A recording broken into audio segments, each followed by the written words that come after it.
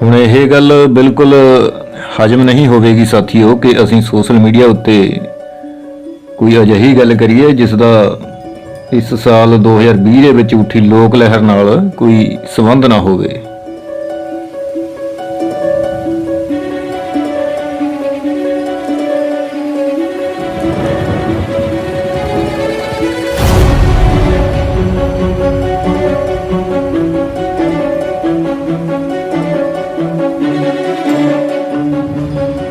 ਸੋ ਆਓ ਅੱਜ ਦੇ ਦਿਨ ਨੂੰ ਸਮਰਪਿਤ ਆਪਣੇ ਇਸ YouTube ਚੈਨਲ ਦੀ ਪੇਸ਼ਕਸ਼ ਤੋਂ ਪਹਿਲਾਂ ਆਪਾਂ ਗੱਲ ਕਰੀਏ ਇਤਿਹਾਸਕ ਹੋ ਨਿਬੜੇ ਲੋਕ ਸੰਘਰਸ਼ 2020 ਦੀ।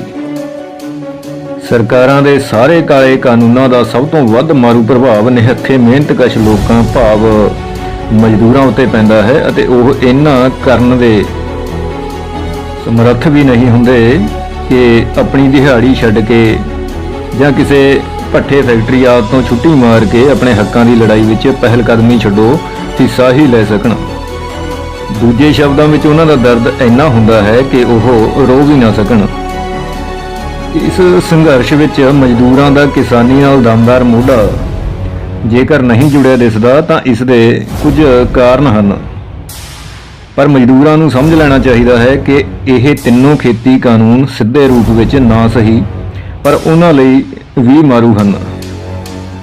ਮੌਜੂਦਾ ਸਮੇਂ ਦਾ ਸੰਘਰਸ਼ ਹਰ ਉਸ ਜ਼ਿੰਦਗੀ ਦਾ ਸੰਘਰਸ਼ ਬਣ ਚੁੱਕਾ ਹੈ ਜਿਸ ਨੂੰ ਜੀਵਤ ਰਹਿਣ ਲਈ ਰੋਟੀ ਚਾਹੀਦੀ ਹੈ, ਜੀਣ ਲਈ ਖੁਰਾਕ ਚਾਹੀਦੀ ਹੈ। ਕਿਸਾਨ ਸੰਘਰਸ਼ ਤੋਂ ਬਣੇ ਲੋਕ ਸੰਘਰਸ਼ ਦੀ ਬਹੁਤੀਆਂ ਵਿੱਚੋਂ ਇੱਕ ਮਾਣਯੋਗ ਪ੍ਰਾਪਤੀ ਇਹ ਹੈ ਕਿ ਇਸ ਨੇ ਵਿਕਾਊ ਮੀਡੀਆ ਦਾ ਬਾਈਕਾਟ ਕੀਤਾ ਹੈ, ਜਿਸ ਦਾ ਨਾਮਕਰਨ ਗੋਦੀ ਮੀਡੀਆ ਪੱਤਰਕਾਰ ਰਵੀਸ਼ ਕੁਮਾਰ ਦੁਆਰਾ ਕੀਤਾ ਗਿਆ ਹੈ। ਲੋਕ ਜਾਤੀ, ਧਾਰਮਿਕ ਅਤੇ ਖੇਤਰੀ ਆਦਿ ਹੱਦਾਂ ਬੰਨੇ ਟੱਪ ਕੇ ਇੱਕ ਹੋਏ ਹਨ। ਬੇਰੁਜ਼ਗਾਰੀ ਦੇ ਧੱਕੇ, ਰੋਜੀ ਰੋਟੀ ਲਈ ਖੋਖਲੀ ਸ਼ਾਨ ਕਮਾਉਣ ਵਾਲੇ ਕਈ ਗਾਇਕ ਅਤੇ ਗੀਤਕਾਰ ਜੋ ਬੇਅਰਥ ਲਿਖਦੇ ਗਾਉਂਦੇ ਰਹੇ, ਹੁਣ ਉਹਨਾਂ ਚੋਂ ਕੁਝ ਗੁਆਚ ਗਏ, ਕੁਝ ਲੋਕ ਹਿਤੈਸ਼ੀ ਉਪਰਾਲਿਆਂ ਵਿੱਚ ਸਰਗਰਮ ਨਜ਼ਰ ਆ ਰਹੇ ਹਨ। ਕਲਾਕਾਰਾਂ ਵੱਲੋਂ ਹੱਕ ਹਕੀਕਤ ਲਈ ਲਿਖਿਆ ਗਾਇਆ ਅਤੇ ਚਿਤਰਿਆ ਜਾ ਰਿਹਾ ਹੈ। ਇਸ ਲੋਕ ਲਹਿਰ ਦਾ ਨਤੀਜਾ ਲੋਕਾਂ ਦੇ ਪੱਖ ਵਿੱਚ ਭੁਗਤੇ ਜਾਂ ਯੋਗਾਂ ਦੇ, ਪਰ ਇਸ ਨੇ ਨਵੀਂ ਪੀੜ੍ਹੀ ਦੀ ਸੋਚ ਅਮਲ ਨੂੰ ਲਾਜ਼ਮੀ ਪ੍ਰਭਾਵਿਤ ਕਰਨਾ ਹੈ, ਕਿਉਂਕਿ ਕਿਸੇ ਸਮਾਜ ਦਾ ਚਿਹਰਾ ਕਿਹੋ ਜਿਹਾ ਹੋਵੇ ਇਹ ਉਸ ਸਮਾਜ ਦੀਆਂ ਪਦਾਰਥਕ ਹਾਲਤਾਂ ਉੱਤੇ ਨਿਰਭਰ ਕਰਦਾ ਹੈ, ਨਾ ਕਿ ਕਿਸੇ ਸੰਤ ਮਹੰਤ ਦੇ ਪ੍ਰਵਚਨਾਂ ਜਾਂ ਕਿਸੇ ਨਾਇਕ ਖਲਨਾਇਕ ਦੀ ਮਰਜ਼ੀ ਉੱਤੇ। ਪਦਾਰਥਕ ਸੰਸਾਰ ਅੰਦਰ ਅਮਲ ਵਿੱਚ ਜੂਝ ਰਹੇ ਲੋਕ ਹੀ ਦੁਨੀਆ ਬਦਲਣ ਲਈ ਆਪਣੇ ਆਗੂ ਪੈਦਾ ਕਰਕੇ ਇਤਿਹਾਸ ਸਿਰਜਦੇ ਹਨ। ਗੋਦੀ ਮੀਡੀਆ ਦਾ ਬਾਈਕਾਟ ਕਰਨ ਤੋਂ ਬਾਅਦ ਲੋਕਾਂ ਦੀ ਅਗਲੀ ਪ੍ਰਾਪਤੀ ਸੇਵਾ ਨਿਭਾ ਰਹੇ ਫੌਜੀ ਜਵਾਨਾਂ ਦਾ ਲੋਕਾਂ ਨਾਲ ਖੜਨ ਦੀ ਹੀ ਹੋ ਸਕਦੀ ਹੈ, ਜਿਸ ਦੇ ਦਮ ਤੇ ਮੁੱਠੀ ਭਰ ਪੂੰਜੀਪਤੀ ਕਰੋੜਾਂ ਲੋਕਾਂ ਨਾਲ ਆਪਣੇ ਨਿੱਜੀ ਮੁਨਾਫਿਆਂ ਲਈ ਮਨਮਾਨੀਆਂ ਕਰਦੇ ਹਨ। ਆਓ ਹੁਣ ਕੁੱਜੇ ਵਿੱਚ ਸਮੁੰਦਰ ਬੰਦ ਕਰਨ ਵਾਂਗ ਘੱਟੋ ਘੱਟ ਸ਼ਬਦਾਂ ਦੀ ਚਰਚਾ ਫੌਜੀ ਜਵਾਨਾਂ ਦੇ ਨਾਂ ਕਰੀਏ। ਇਹ ਕਿ ਪ੍ਰਾਤਨ ਸਮਿਆਂ ਤੋਂ ਜਦ ਕੁਝ ਲੜਾਕੂ ਕਬੀਲੇ ਪੈਦਾ ਹੋਏ ਸਨ ਤਾਂ ਉਹ ਪੈਦਾਵਾਰ ਵਿੱਚ ਜੁਟੇ ਬਹੁ ਗਿਣਤੀ ਲੋਕਾਂ ਨੂੰ ਆਪਣੇ ਅਧੀਨ ਕਰਦੇ ਅਤੇ ਉਹਨਾਂ ਦੀ ਕਮਾਈ ਹੜੱਪ ਲੈਂਦੇ। ਫਿਰ ਜਦ ਉਹਨਾਂ ਕੋਲ ਜ਼ਮੀਨ ਜਾਇਦਾਦ ਦਾ ਬੇਹਿਸਾਬ ਵਾਧਾ ਹੋਇਆ ਤਾਂ ਉਹਨਾਂ ਨੂੰ ਇਸ ਦੀ ਸਾਂਭ ਸੰਭਾਲ ਅਤੇ ਰਾਖੀ ਲਈ ਮਨੁੱਖਾਂ ਦੀ ਲੋੜ ਪਈ ਸੀ, ਜੋ ਲਾਲਚ ਵਸ ਕਰਕੇ ਉਹਨਾਂ ਨੇ ਆਪਣੇ ਦੁਆਰਾ ਲੁੱਟੇ ਹੋਏ ਲੋਕਾਂ ਵਿੱਚੋਂ ਹੀ ਚੁਣੇ। ਪਰ ਲੋਟੂਆਂ ਦੀ ਸਮੱਸਿਆ ਇੱਥੇ ਹੀ ਖਤਮ ਨਹੀਂ ਹੋਈ, ਸਗੋਂ ਉਹਨਾਂ ਨੂੰ ਖਤਰਾ ਸਤਾਉਣ ਲੱਗਿਆ ਕਿ ਇਹ ਸਾਡੇ ਦੁਆਰਾ ਲੁੱਟੇ ਗਏ ਲੋਕਾਂ ਦੇ ਹੀ ਪੁੱਤਰ ਹੋਣ ਕਾਰਨ ਕਦੇ ਸਾਡੇ ਵਿਰੁੱਧ ਬਗਾਵਤ ਹੀ ਨਾ ਕਰ ਦੇਣ। ਅਜਿਹੀ ਸਥਿਤੀ ਵਿੱਚ ਉਹਨਾਂ ਦੇ ਕੰਮ ਆਉਣ ਵਾਲਾ ਸਿਰਫ ਇੱਕ ਹੀ ਹਥਿਆਰ ਬਚਿਆ ਸੀ, ਸਿੱਖਿਆ। ਹੁਣ ਉਹਨਾਂ ਦੀ ਇਹ ਲੋੜ ਪੁਜਾਰੀ ਵਰਗ ਨੇ ਪੂਰੀ ਕੀਤੀ ਹੈ ਸਾਥੀਓ, ਜੋ ਅੱਜ ਵੀ ਲੁੱਟੇ ਹੋਏ ਲੋਕਾਂ ਨੂੰ ਲੁਟੇਰੇ ਲੋਕਾਂ ਦੇ ਗੁਲਾਮ ਬਣਾਉਣ ਵਿੱਚ ਸਭ ਤੋਂ ਅਹਿਮ ਭੂਮਿਕਾ ਨਿਭਾ ਰਿਹਾ ਹੈ। ਤੇ ਇੱਕ ਗੱਲ ਪੱਲੇ ਬੰਨ੍ਹਿਓ ਸਾਥੀਓ ਕਿ ਦਲੀਲਬਾਜ਼ੀ ਵਿੱਚ ਬੇਇਨਸਾਫੀ ਜਦ ਇਨਸਾਫ ਅੱਗੇ ਗੋਡੇ ਟੇਕਣ ਲਈ ਮਜਬੂਰ ਹੋ ਜਾਏ ਤਾਂ ਉਹ ਜਾਂ ਤਾਂ ਗਾਲੀ ਗਲੋਚ ਕਰੂ ਤੇ ਜਾਂ ਫਿਰ ਵਿਰੋਧੀ ਧਿਰ ਨੂੰ ਮਾਰਨ ਦੌੜੂ। ਸੋ ਲੋੜ ਪੈਣ ਉੱਤੇ ਇਹਨਾਂ ਲੋਟੂ ਸਰਕਾਰਾਂ ਦੀ ਸੇਵਾ ਵਿੱਚ ਡਟੇ ਫੌਜੀ ਜਵਾਨਾਂ ਨੂੰ ਗੁਲਾਮ ਸਿੱਖਿਆ ਦੀ ਹਿੱਕ ਚੀਰ ਕੇ ਇਸ ਲੋਕ ਸੰਘਰਸ਼ ਵਿੱਚ ਆਪਣੇ ਲੋਕਾਂ ਨਾਲ ਹੀ ਖੜਨਾ ਚਾਹੀਦਾ ਹੈ।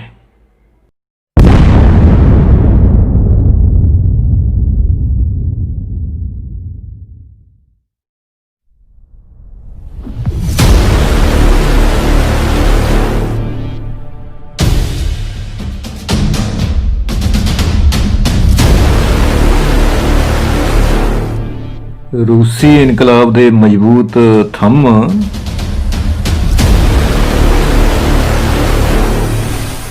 ਸੰਸਾਰ ਮਜ਼ਦੂਰ ਜਮਾਤ ਦੇ ਅਧਿਆਪਕ ਅਤੇ ਆਗੂ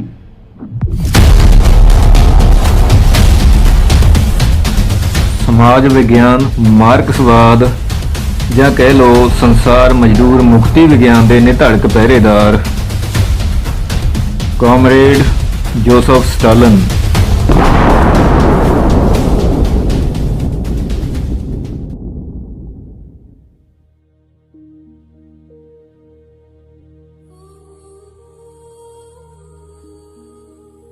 ਜਿਸ ਤਰ੍ਹਾਂ ਕਿ ਤੁਸੀਂ ਦੇਖ ਰਹੇ ਹੋ ਸਾਥੀਓ ਕਿ ਅੱਜ ਫਿਰ ਇਹ ਨਹੀਂ ਟਲਿਆ ਸਾਡਾ ਗੱਭਰੂ ਪ੍ਰਦੀਪ। ਜੋਸਫ ਸਟਾਲਿਨ ਦਾ ਇਸਨੇ ਕੰਧ ਚਿੱਤਰ ਬਣਾਉਣ ਦਾ ਮਨ ਬਣਾਇਆ ਹੈ ਤੇ ਹੁਣ ਜਰਾ ਤੁਸੀਂ ਆਪਣੀਆਂ ਅੱਖਾਂ ਇਸ ਕਲਾਕਾਰ ਉੱਤੇ ਟਿਕਾਓ ਅਤੇ ਕੰਨ ਮੇਰੇ ਵੱਲ ਜੋੜ ਲਓ ਤੇ ਆਓ ਆਪਾਂ ਪਿਛੋਕੜ ਉੱਤੇ ਧਿਆਨ ਮਾਰਦੇ ਹਾਂ। ਉਸ ਗਰੀਬ ਇਨਸਾਨ ਦੀ ਸਾਰ ਲਈਏ ਜੋ ਲੋਕਾਂ ਦੀਆਂ ਜੁੱਤੀਆਂ ਗੰਢ ਕੇ ਆਪਣਾ ਤੇ ਆਪਣੇ ਟੱਬਰ ਦਾ ਪੇਟ ਪਾਲਦਾ ਸੀ, ਪਰ ਉਸ ਦੀ ਇਸ ਰੋਜੀ ਰੋਟੀ ਨੂੰ ਬੜੀ ਬੇਰਹਿਮ ਠੋਕਰ ਮਾਰੀ ਉਸ ਫੈਕਟਰੀ ਨੇ ਜਿਸ ਵਿੱਚ ਬਹੁਤ ਸਸਤੇ ਅਤੇ ਵਧੀਆ ਕੁਆਲਿਟੀ ਦੇ ਜੁੱਤੇ ਤਿਆਰ ਕੀਤੇ ਜਾਂਦੇ ਸਨ। ਹੁਣ ਜਦੋਂ ਉਸ ਦੇ ਜੁੱਤਿਆਂ ਦੇ ਗਾਹਕ ਦਿਨੋਂ ਦਿਨ ਘਟਦੇ ਗਏ ਤਾਂ ਉਸ ਦੇ ਕੰਮ ਦੀ ਕੋਈ ਕਦਰ ਕੀਮਤ ਨਾ ਰਹੀ। ਬੇਵਸ ਹੋ ਕੇ ਉਸਨੇ ਆਪਣੇ ਢਿੱਡ 'ਚ ਲੱਤ ਮਾਰਨ ਵਾਲੀ ਫੈਕਟਰੀ ਵਿੱਚ ਹੀ ਨੌਕਰੀ ਕਰ ਲਈ।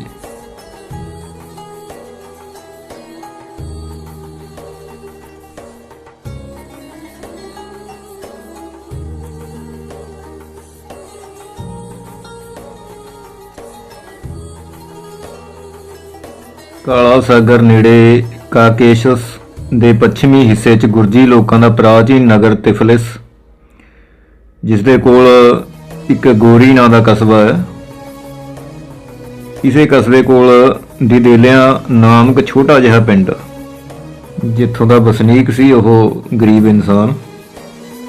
ਰੋਜ਼ਾਨਾ ਜੀਵਨ ਦੀਆਂ ਲੋੜਾਂ ਪੂਰੀਆਂ ਕਰਨ ਲਈ ਉਸ ਇਨਸਾਨ ਦੀ ਜੀਵਨ ਸਾਥਣ ਲੋਕਾਂ ਦੇ ਘਰਾਂ ਵਿੱਚ ਕੰਮ ਕਰਦੀ, ਉਹਨਾਂ ਦੇ ਕੱਪੜੇ ਧੋਂਦੀ। 18 ਦਸੰਬਰ 1878 ਨੂੰ ਇਸ ਗਰੀਬ ਜੋੜੇ ਦੇ ਘਰ ਇੱਕ ਬੱਚੇ ਦੀ ਪੈਦਾਇਸ਼ ਹੋਈ। ਮਾਪਿਆਂ ਨੇ ਉਸ ਦਾ ਨਾਂ ਸੋਸੋ ਰੱਖਿਆ। ਉਸ ਨੂੰ 7 ਸਾਲ ਦੀ ਉਮਰ ਵਿੱਚ ਪੜ੍ਹਨੇ ਪਾਇਆ ਗਿਆ। 1 ਸਾਲ ਵਿੱਚ ਹੀ ਉਹ ਪਹਿਲਾਂ ਗੁਰਜੀ ਅਤੇ ਫਿਰ ਰੂਸੀ ਪੜ੍ਹਨ ਲੱਗ ਪਿਆ। ਪਰ ਇਸ ਬੱਚੇ ਦਾ ਪਿਤਾ, ਉਹ ਗਰੀਬ ਇਨਸਾਨ, ਜ਼ਿੰਦਗੀ ਨੂੰ ਅਲਵਿਦਾ ਕਹਿ ਗਿਆ। ਸੋ ਉਸ ਦੇ ਪਾਲਣ ਪੋਸ਼ਣ ਦੀ ਸਾਰੀ ਜ਼ਿੰਮੇਵਾਰੀ ਉਸ ਦੀ ਮਾਤਾ ਦੇ ਮੋਢਿਆਂ ਉੱਤੇ ਆ ਪਈ। ਇਹ ਸੋਚਦੇ ਆ ਕਿ ਉਹਨਾਂ ਦਾ ਇਲਾਕਾ ਕਾਕੇਸ਼ਸ ਰੂਸੀ ਜ਼ਾਰ ਦੇ ਅਧੀਨ ਸੀ, ਜਿਸ ਦਾ ਧਰਮ ਈਸਾਈ ਸੀ ਅਤੇ ਈਸਾਈ ਪਾਦਰੀਆਂ ਦਾ ਬਹੁਤ ਸਨਮਾਨ ਸੀ। ਮਾਤਾ ਪਿਤਾ ਨੇ ਸੋਚਿਆ ਸੀ ਕਿ ਪਾਦਰੀ ਬਣਾਉਣ 'ਚ ਪੁੱਤਰ ਦਾ ਭਵਿੱਖ ਰੋਸ਼ਨ ਹੋ ਸਕਦਾ ਹੈ।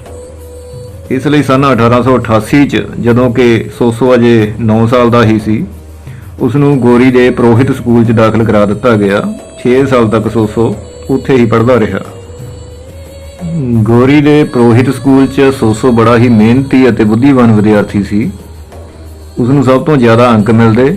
ਉਹ ਪੜ੍ਹਨ 'ਚ ਜਿੰਨਾ ਤੇਜ਼ ਸੀ, ਓਨਾ ਹੀ ਖੇਡਾਂ ਵਿੱਚ ਵੀ ਸੀ। ਇਸ ਲਈ ਸਾਰੀਆਂ ਖੇਡਾਂ 'ਚ ਉਹ ਆਪਣੇ ਸਹਿਪਾਠੀਆਂ ਦਾ ਲੀਡਰ ਬਣਦਾ ਰਿਹਾ ਸੀ। ਆਪਣੇ ਸਹਿਪਾਠੀਆਂ ਨਾਲ ਉਸ ਦਾ ਬੜਾ ਪਿਆਰ ਸੀ। ਪੜ੍ਹਨ ਦੇ ਇਲਾਵਾ ਉਸ ਨੂੰ ਡਰਾਇੰਗ ਅਤੇ ਗਾਉਣ ਦਾ ਵੀ ਸ਼ੌਕ ਸੀ।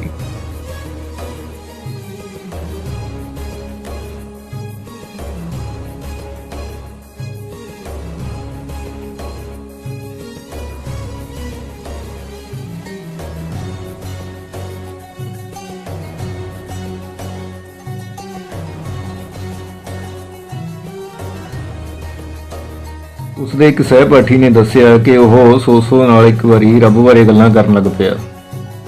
ਸੋਸੋ ਪਹਿਲਾਂ ਉਹਦੀਆਂ ਗੱਲਾਂ ਸੁਣੀ ਗਿਆ ਤੇ ਫਿਰ ਪਿੱਛੋਂ ਜਿਹੜਾ ਰੁੱਕ ਕੇ ਬੋਲਿਆ, ਤੂੰ ਜਾਣਦਾ ਹੈ ਉਹ ਪਾਦਰੀ ਆਪਾਂ ਨੂੰ ਬੇਵਕੂਫ ਬਣਾਈ ਜਾਂਦਾ, ਕੋਈ ਰੱਬ ਨਹੀਂ ਹੁੰਦਾ। ਸਹਿਪਾਠੀ ਹੈਰਾਨ ਹੋ ਕੇ ਬੋਲਿਆ, ਯਾਰ ਤੂੰ ਕਿਹੋ ਜਿਹੀਆਂ ਗੱਲਾਂ ਕਰਦਾ ਸੋਸੋ? ਤਾਂ ਅੱਗੋਂ ਸੋਸੋ ਨੇ ਜਵਾਬ ਦਿੱਤਾ ਕਿ ਮੈਂ ਤੈਨੂੰ ਪੜ੍ਹਨ ਲਈ ਇੱਕ ਕਿਤਾਬ ਦੇਵਾਂਗਾ ਜੋ ਦੱਸਦੀ ਹੈ ਕਿ ਦੁਨੀਆ ਉੱਪਰ ਸਭ ਕੁਝ ਇਸ ਤੋਂ ਉਲਟ ਹੈ ਜੋ ਤੁਹਾਨੂੰ ਸਿਖਾਇਆ ਪੜ੍ਹਾਇਆ ਜਾ ਰਿਹਾ ਹੈ। ਕਿਸੇ ਰੱਬ ਬਾਰੇ ਕਹੀਆਂ ਜਾਣ ਵਾਲੀਆਂ ਸਾਰੀਆਂ ਗੱਲਾਂ ਬਕਵਾਸ ਹਨ।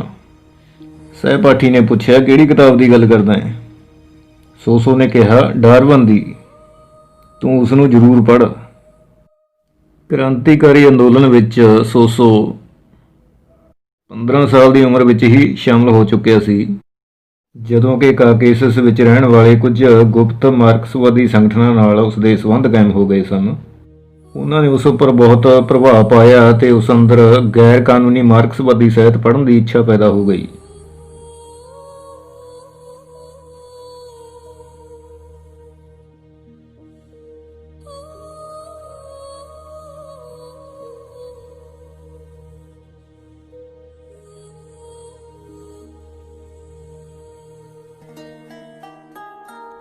ਤਿਫਲਿਸ ਯੂਨੀਵਰਸਿਟੀ ਦੇ ਜੀਵਨ ਬਾਰੇ ਸੋਸੋ ਦੇ ਸਹਿਪਾਠੀ ਨੇ ਆਪਣੀਆਂ ਯਾਦਾਂ ਵਿੱਚ ਲਿਖਿਆ ਹੈ, ਕਦੇ-ਕਦੇ ਗਿਰਜਾ ਘਰ ਵਿੱਚ ਅਸੀਂ ਪ੍ਰਾਰਥਨਾ ਦੇ ਵੇਲੇ ਬੈਂਚਾਂ ਦੇ ਪਿੱਛੇ ਲੁਕ ਕੇ ਕਿਤਾਬਾਂ ਪੜ੍ਹਦੇ। ਸਾਨੂੰ ਬਹੁਤ ਸਾਵਧਾਨੀ ਰੱਖਣੀ ਪੈਂਦੀ ਸੀ ਕਿ ਮਾਸਟਰ ਦੇਖ ਨਾ ਲਏ। ਕਿਤਾਬਾਂ ਸੋਸੋ ਦੀਆਂ ਮਿੱਤਰ ਸਨ। ਰੋਟੀ ਵੇਲੇ ਵੀ ਉਹ ਉਹਨਾਂ ਨੂੰ ਨਹੀਂ ਸੀ ਛੱਡਦਾ। ਯੂਨੀਵਰਸਿਟੀ ਵਿੱਚ ਉਹਨਾਂ ਦੇ ਕਮਰਿਆਂ ਦੀ ਅਕਸਰ ਤਲਾਸ਼ੀ ਲਈ ਜਾਂਦੀ ਸੀ, ਕਿਉਂਕਿ ਯੂਨੀਵਰਸਿਟੀ ਦੇ ਧਾਰਮਿਕ ਸਿਲੇਬਸ ਤੋਂ ਬਾਹਰ ਦੀਆਂ ਕਿਤਾਬਾਂ ਪੜ੍ਹਨਾ ਵਿਦਿਆਰਥੀਆਂ ਲਈ ਸਖਤ ਮਨ੍ਹਾ ਸੀ। ਉਸ ਸਮੇਂ ਦੀ ਜ਼ਾਰਸ਼ਾਹੀ ਸਰਕਾਰ ਆਪਣੇ ਵਿਰੁੱਧ ਉੱਠਣ ਵਾਲੀ ਕਿਸੇ ਵੀ ਤਰ੍ਹਾਂ ਦੀ ਬਗਾਵਤ ਨੂੰ ਬਰਦਾਸ਼ਤ ਨਹੀਂ ਸੀ ਕਰ ਸਕਦੀ। ਅਜਿਹੀ ਹੀ ਇੱਕ ਤਲਾਸ਼ੀ ਵੇਲੇ ਯੂਨੀਵਰਸਿਟੀ ਦੇ ਸੁਪਰਵਾਈਜ਼ਰ ਫਾਦਰ ਦਿਮਿਤਰੀ ਸੋਸੋ ਦੇ ਕਮਰੇ 'ਚ ਦਾਖਲ ਹੋਇਆ। ਉਸ ਵੇਲੇ ਉਹ ਆਪਣੀ ਕਿਤਾਬ ਪੜ੍ਹ ਰਿਹਾ ਸੀ, ਜਿਵੇਂ ਉਸਨੇ ਫਾਦਰ ਨੂੰ ਦੇਖਿਆ ਹੀ ਨਾ ਹੋਵੇ। ਇਸ ਤੇ ਫਾਦਰ ਨੇ ਪੁੱਛਿਆ, ਦੇਖਦਾ ਨਹੀਂ? ਤੇਰੇ ਸਾਹਮਣੇ ਕੌਣ ਖੜਾ ਹੈ? ਸੋਸੋ ਆਪਣੀਆਂ ਅੱਖਾਂ ਮਲਦਾ ਹੋਇਆ ਖੜਾ ਹੋ ਕੇ ਬੋਲਿਆ, ਮੈਨੂੰ ਕੁਝ ਦਿਖਾਈ ਨਹੀਂ ਦਿੰਦਾ, ਸਿਵਾਏ ਇਸ ਦੇ ਕਿ ਮੇਰੀਆਂ ਅੱਖਾਂ ਦੇ ਸਾਹਮਣੇ ਇੱਕ ਕਾਲਾ ਦਾਗ ਹੈ। 27 ਮਈ 1899 ਨੂੰ ਇਸੇ ਕਾਲੇ ਦਾਗ ਨੇ ਯੂਨੀਵਰਸਿਟੀ ਪ੍ਰੀਸ਼ਦ ਦੇ ਸਾਹਮਣੇ ਪ੍ਰਸਤਾਵ ਕੀਤਾ, ਸੋਸੋ ਨੂੰ ਰਾਜਨੀਤਿਕ ਤੌਰ ਤੇ ਵਿਸ਼ਵਾਸਯੋਗ ਨਾ ਸਮਝ ਕੇ ਯੂਨੀਵਰਸਿਟੀ ਵਿੱਚੋਂ ਕੱਢ ਦਿੱਤਾ ਜਾਏ।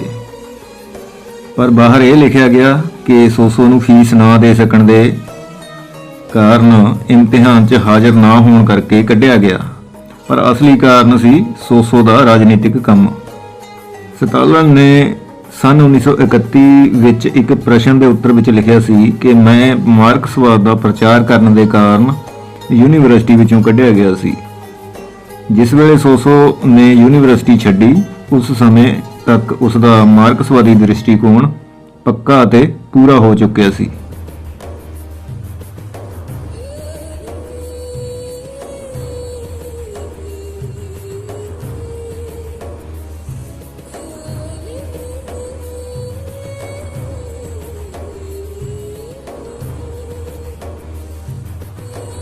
ਮਿਹਨਤ ਮਜ਼ਦੂਰੀ ਕਰਨ ਵਾਲੇ ਲੋਕ ਉਸ ਦੇ ਸਾਥੀ ਸਨ। ਮਜ਼ਦੂਰਾਂ ਨਾਲ ਗੱਲਬਾਤ ਕਰਨ ਵਿੱਚ ਸੋਸੋ ਬੜਾ ਨਿਪੁੰਨ ਸੀ। ਹਰ ਵੇਲੇ ਮਜ਼ਦੂਰ ਉਸ ਦੇ ਕੋਲ ਆਸਾਨੀ ਨਾਲ ਪਹੁੰਚ ਕੇ ਦਿਲ ਖੋਲ੍ਹ ਕੇ ਗੱਲ ਕਰ ਸਕਦੇ ਸਨ। ਉਸੇ ਤਰ੍ਹਾਂ ਜਿਵੇਂ ਕਿ ਉਸ ਵੇਲੇ ਸੋਸੋ ਨਾਲੋਂ 8-10 ਸਾਲ ਵੱਡੇ ਲੈਨਨ ਕੋਲ ਰੂਸੀ ਸਮਾਜਵਾਦੀ ਅੰਦੋਲਨ ਦੇ ਮੁੱਖ ਕੇਂਦਰਾਂ ਦੇ ਵਰਕਰ ਗੱਲਾਂ ਕਰਦੇ ਸਨ। ਦੱਬੇ ਕੁਚਲੇ ਲੋਕਾਂ ਨਾਲ ਖੜਨ, ਰੋਸ ਮੁਜ਼ਾਹਰਿਆਂ ਵਿੱਚ ਮਜ਼ਦੂਰਾਂ ਦੀ ਅਗਵਾਈ ਕਰਨ ਅਤੇ ਇਨਕਲਾਬੀ ਪ੍ਰਚਾਰ ਨਾਲ ਲੋਕ ਜਾਗਰਤੀ ਪੈਦਾ ਕਰਨ ਦੇ ਦੋਸ਼ ਵਿੱਚ ਸਮੇਂ ਦੀ ਸਰਕਾਰ ਵੱਲੋਂ ਸਟਾਲਿਨ ਨੂੰ 5-6 ਵਾਰ ਗ੍ਰਿਫਤਾਰ ਕੀਤਾ ਗਿਆ। ਪਹਿਲੀ ਗ੍ਰਿਫਤਾਰੀ 5 ਅਪ੍ਰੈਲ 1902 ਨੂੰ ਹੋਈ। ਪਾਰਟੀ ਦੇ ਮੁੱਖ ਮੈਂਬਰਾਂ ਦੀ ਇੱਕ ਬੈਠਕ ਹੋ ਰਹੀ ਸੀ। ਉਸ ਵੇਲੇ ਪੁਲਿਸ ਨੇ ਛਾਪਾ ਮਾਰਿਆ। ਸੋਸੋ ਨੂੰ ਫੜ ਕੇ ਬਾਤੂਮ ਜੇਲ੍ਹ ਵਿੱਚ ਬੰਦ ਕਰ ਦਿੱਤਾ ਗਿਆ। ਫਿਰ ਕੁਝ ਸਮੇਂ ਬਾਅਦ ਕੁਤੈਸ ਦੀ ਜੇਲ੍ਹ ਵਿੱਚ ਭੇਜਿਆ ਗਿਆ। ਪਰ ਜੇਲ੍ਹ ਵਿੱਚ ਬੰਦ ਹੋਣ ਕਰਕੇ ਸੋਸੋ ਨੂੰ ਆਪਣੇ ਕ੍ਰਾਂਤੀਕਾਰੀ ਕੰਮਾਂ ਤੋਂ ਨਹੀਂ ਰੋਕਿਆ ਜਾ ਸਕਦਾ ਸੀ। ਆਖਿਰ ਸਾਰੀਆਂ ਥਾਵਾਂ ਤੇ ਮਨੁੱਖ ਹੀ ਰਹਿੰਦੇ ਸਨ, ਜਿਸ ਵਿੱਚ ਜ਼ਿਆਦਾਤਰ ਦੱਬੇ ਕੁਚਲੇ ਅਤੇ ਦੁਖੀ ਹੀ ਸਨ, ਜਿਨ੍ਹਾਂ ਦੇ ਲਈ ਹੀ ਸੋਸੋ ਨੇ ਆਪਣਾ ਜੀਵਨ ਅਰਪਣ ਕੀਤਾ ਸੀ ਅਤੇ ਜਿਨ੍ਹਾਂ ਦੇ ਪ੍ਰਤੀ ਉਹਨਾਂ ਦੇ ਦਿਲ ਵਿੱਚ ਪਿਆਰ ਸੀ। ਜੇਲ੍ਹ ਦੇ ਇਹਨਾਂ ਆਦਮੀਆਂ ਦੁਆਰਾ ਸੋਸੋ ਨੇ ਆਪਣੇ ਬਾਹਰ ਦੇ ਸਾਥੀਆਂ ਨਾਲ ਸੰਬੰਧ ਬਣਾਏ। ਨਾਲ ਹੀ ਜੇਲ੍ਹ ਵਿੱਚ ਬੰਦ ਰਾਜਨੀਤਿਕ ਕੈਦੀਆਂ ਨਾਲ ਕੰਮ ਕਰਨਾ ਸ਼ੁਰੂ ਕੀਤਾ। ਉਹਨਾਂ ਦੀ ਮਾਰਕਸ, ਐਂਗਲਜ਼ ਅਤੇ ਲੈਨਨ ਦੇ ਵਿਚਾਰਾਂ ਨੂੰ ਸਮਝਣ ਵਿੱਚ ਮਦਦ ਕੀਤੀ। ਜ਼ਾਰਸ਼ਾਹੀ ਨੇ ਸੋਸੋ ਉੱਤੇ ਬਾਤੂਨ ਦੇ ਮਜ਼ਦੂਰਾਂ ਦੇ ਕ੍ਰਾਂਤੀਕਾਰੀ ਅੰਦੋਲਨ ਦਾ ਮੁੱਖ ਨੇਤਾ ਅਤੇ ਅਧਿਆਪਕ ਅਤੇ ਤਿਫਲਿਸ ਸਮਾਜਵਾਦੀ ਜਨਵਾਦੀ ਸੰਗਠਨ ਦਾ ਮੈਂਬਰ ਹੋਣ ਦੇ ਆਰੋਪ ਲਾਏ।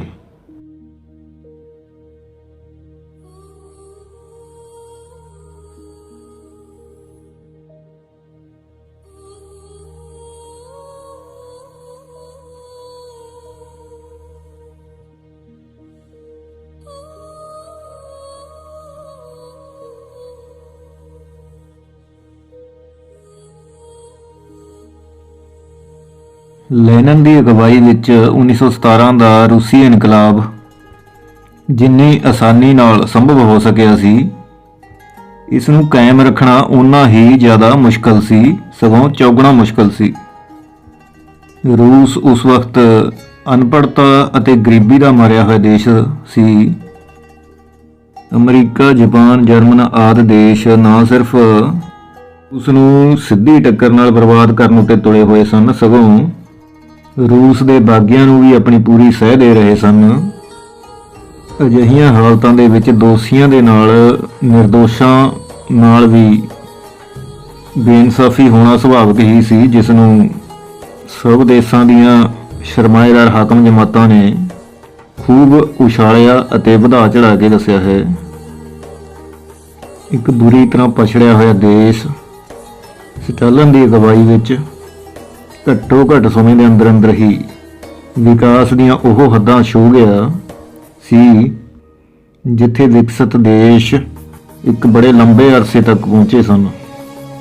ਜਰਮਨੀ ਦਾ ਹਿਟਲਰ, ਜਿਸ ਨੇ ਪੂਰੀ ਦੁਨੀਆ ਨੂੰ ਜਿੱਤਣ ਦਾ ਫੈਸਲਾ ਕੀਤਾ ਹੋਇਆ ਸੀ, ਮੰਨੇ ਪ੍ਰਮੰਨੇ ਸ਼ਕਤੀਸ਼ਾਲੀ ਦੇਸ਼ ਜਿਸ ਅੱਗੇ ਗੋਡੇ ਨਿਭਾਉਂਦੇ ਜਾ ਰਹੇ ਸਨ, ਉਸ ਦੇ ਪੁੱਠੇ ਦਿਨ ਉਦੋਂ ਹੀ ਸ਼ੁਰੂ ਹੋ ਗਏ ਸਨ ਜਦੋਂ ਉਸ ਦੀ ਟੱਕਰ ਰੂਸ ਨਾਲ ਹੋ ਗਈ।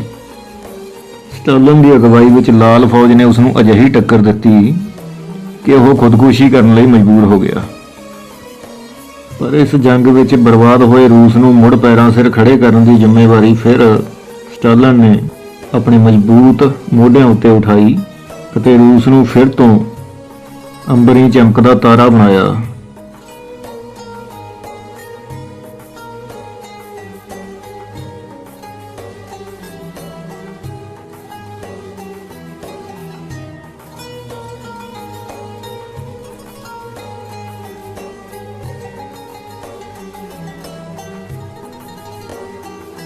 ਪੰਜ ਮਾਰਚ 1953 ਇਹ ਉਹ ਦਿਨ ਸੀ ਜਦ ਸਾਥੀ ਸਟਾਲਿਨ ਆਪਣੇ ਲੋਕਾਂ ਨੂੰ ਸਦਾ ਸਦਾ ਲਈ ਅਲਵਿਦਾ ਆਖ ਗਏ ਸਨ।